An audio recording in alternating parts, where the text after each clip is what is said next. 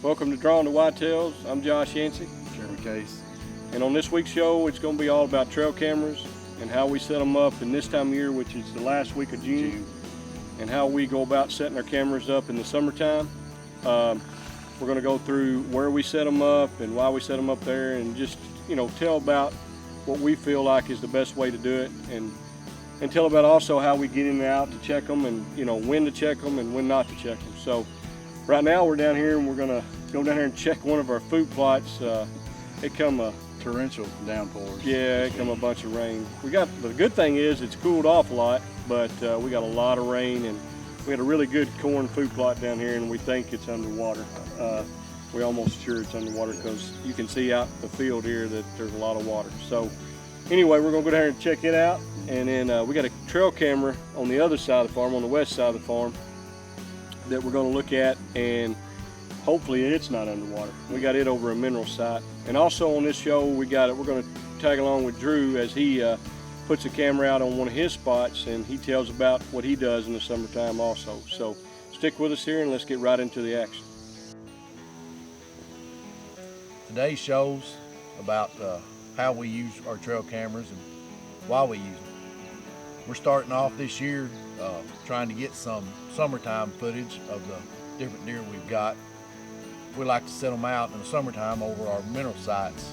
We prefer trophy rock, very good mineral supplement to use. Real good for the deer, helps their antlers grow, helps the pregnant does before they drop their fawns. We like to run our trail cameras in the summer. One, primarily to get an idea of what we've got, try to see the deer we've got living in the area, check antler size, and plus it's kind of fun to watch the antlers grow and develop throughout the year. If you'll stay with us, we'll swap over and show you what kind of cameras we prefer to use. Let me tell you a little bit about the cameras we like to use. As a group, the Drawn to Whitetails crew prefers the Covert camera. See it right here. We'll open it up and show you what the inside of it looks like.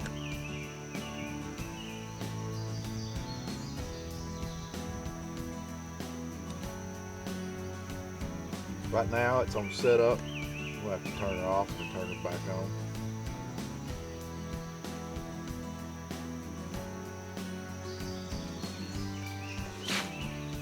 This camera here currently has 745 pictures on it. With the current card inside of it, it'll hold 930. It's got the time. We've got it set to camera, 8 megapixels. It also shows your battery life. These cameras have excellent battery life. I can't remember the last time we changed the batteries in this camera. I know it was sometime last year. Click on the menu. You can skip through to your photo burst, camera mode. You can pick video. We always prefer the photos. I prefer photos just strictly because it takes so long to check the videos. You have to dedicate hours. Can you imagine if you had 700 videos to go through? It would just be crazy, time consuming. Megapixel size, you go to small, 5, 8. You prefer the larger. It eats up more memory. You have to use a little bigger SD card, but it's not a big deal. Once you've got all your settings where you want them, turn it on, hit OK. Lock her up. Got about 30 seconds. You're good to go.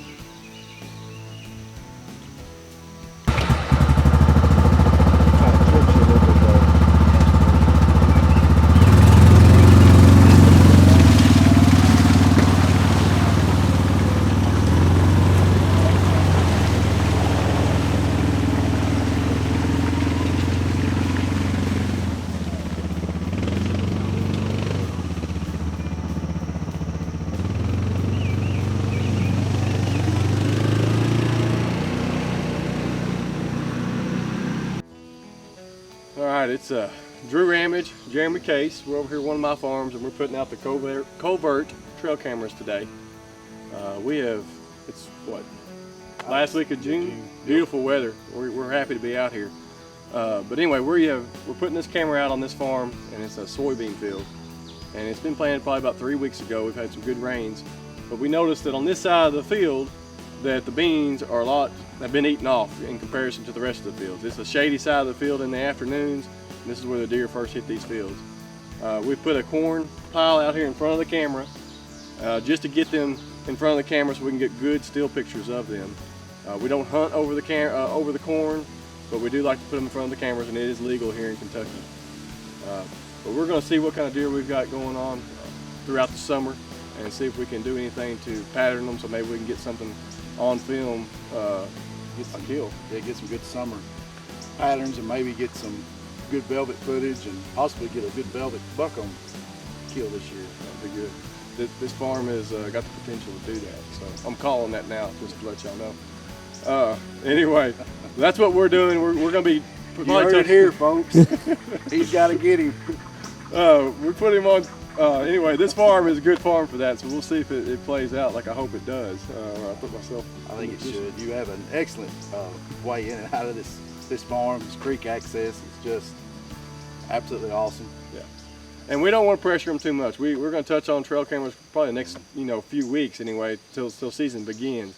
But that's the other thing. I think trail cameras are addictive. I remember I used to check them too much, so make sure you're not checking them where you're disrupting the deer's natural summer pattern. So try to get in here when conditions are right, winds in your favor, maybe a rainy day, something like that, where you can get in and out of here pretty quick.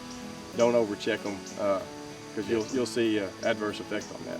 But anyway, that's what we got for today, and stick with us and we'll show you what we're finding on our cameras this summer. All right, that's going to conclude this week's show for Drawing the Whitetails. We appreciate you watching, and we thank you guys for watching. And what we're trying to do, we're just trying to show, what we do to improve our odds each season and learn more every time that we go out. And that's kind of where we come up with a slogan: the season never ends, because really the season don't end. I mean, you can always learn something, by getting out, and even in the summertime. Always working to improve your odds. Right. And something we didn't mention on this show that we did today, I had these two guys come over to one of my other farms, and we just bounced ideas off of where I had my stands now, walked the terrain a little bit, right, and actually probably found a couple of places that'll be even better to just move those stands 30 yards or so and be in a better position. So if you've got other buddies out there, man, take them over to your farm, show them what you're doing, and maybe their experiences in the past can help put you in a better spot for this fall. Yeah, we're just all in this together, trying to learn more and, trying to be better hunters, better outdoorsmen, and learn how to kill bigger deer. And, so we appreciate you watching. And also check us out next week, because next week we're going to feature one of our own, and that's Wilson's Archery with Dale Wilson. And he's got his own archery shop. And, of course, this time of year is, his busy time of year. So, if you got any archery needs, go see Dale Wilson at Wilson's Archery. And anyway, thanks for watching, and just remember, season never ends. Thanks, guys.